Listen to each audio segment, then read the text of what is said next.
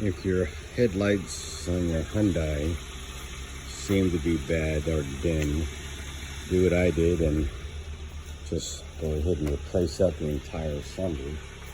So these were for $160, both left and right, and they're on Amazon. And this was the one I selected.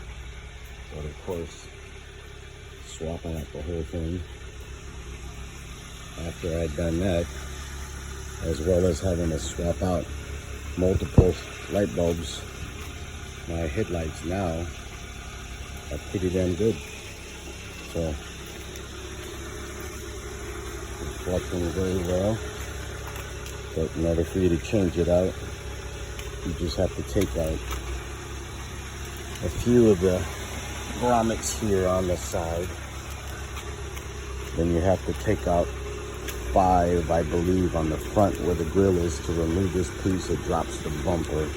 Once you do that, you have the plugs, and then you just replace the plugs by having to pull out the plugs and then popping the new ones in and then swapping out the light bulbs, and that's it.